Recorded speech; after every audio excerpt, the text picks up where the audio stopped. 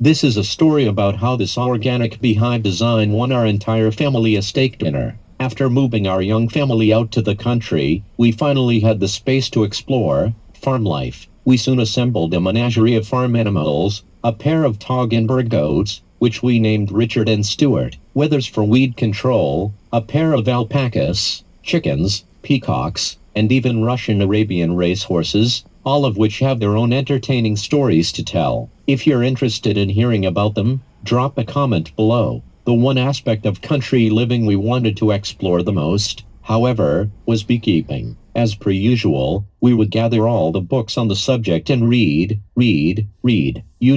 learn as much as we could, and then proceed to do it our way. If you're enjoying the video, please take a second like and follow to help us out. Research led us to understand the difference between more closely managed, industry-standard box-type Langstroth and War hives, and the more creative open-space type hives including skep basket hives, which have the iconic beehive shape, to all sorts of creative open-space hives carved out of empty logs, clay pots, etc. A standout to us was the Kenyan top bar hive. It had a simple design and seemed very effective and economical. As we were researching, one major concern came to the forefront, which was all of the different chemicals used in modern beekeeping to treat disease and parasites. Similar to how we were raising our family, we didn't want none of that. So the question arose, can we have honeybees without the need to use all the typical chemical products, preventative or curative? Do these chemicals end up in the honey? How could they not? One of our neighbors,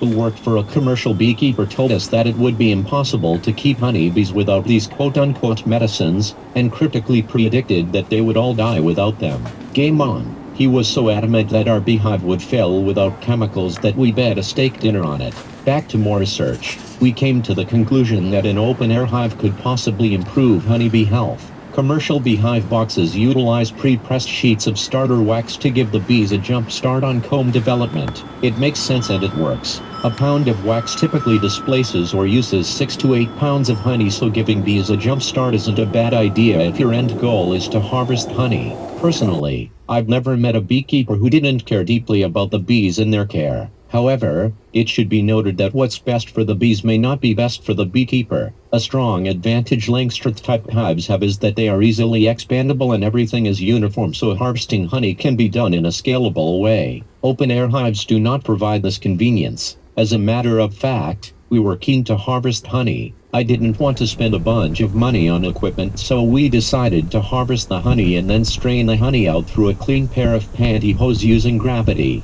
2 things we learned. 1. Fresh honey from a new hive is marvelous. It was like pure heaven. Secondly, and this is mostly specific to an open-air type of hive, harvesting honey is super destructive to the beehive. I'll explain what we observed. If there are any melittologists out there, feel free to expand on this. In our hive, there were a few combs at the very back that were specifically used by the bees to store honey. However, in most of the combs, the brood, also known as bee eggs and larvae, were in the center of each comb with pollen and honey being stored concentrically outward. It was like a football shape of brood within the slices of comb, if that makes sense. So, getting any honey out of these would have destroyed those brood combs. It was bad enough when we pulled a few to inspect them, worse when we tried to put them back in place. We honestly felt bad. I'm not so sure we would have if we had used a Langstroth hive where a queen excluder could be used to capture excess honey stores without destroying brood cells.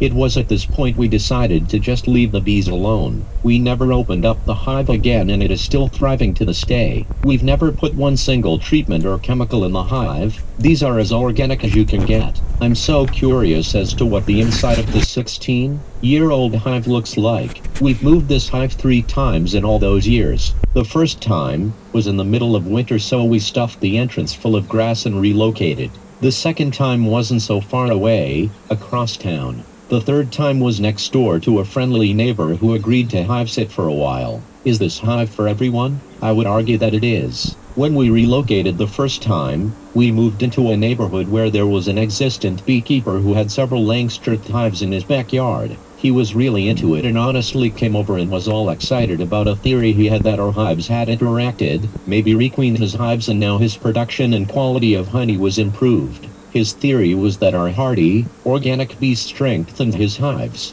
Who knows? We'll take the win. Maybe all beekeepers would benefit from this type of hive in their apiaries. Could it be that leaving one colony alone, no treatments or anything else, and allowing them to build their own bee space strengthens them to the point where they in turn can strengthen the other honey-producing colonies? It's a theory. We think it's a good one. For the gardener, this is important. We, in all of these years, have never been stung by these bees. Never. Not once. See the links in the description. After a year, when our beekeeping neighbor saw that our hive was continuing to thrive, he paid up and made a wonderful steak dinner for our entire family. Let's all take a chance and bet on the bees and their natural instincts and ability to survive if they, maybe a colony here and there across the United States and elsewhere, are simply allowed to go feral. Thank you for watching, and please feel free to ask any questions below. Remember to like and subscribe if you enjoyed the video.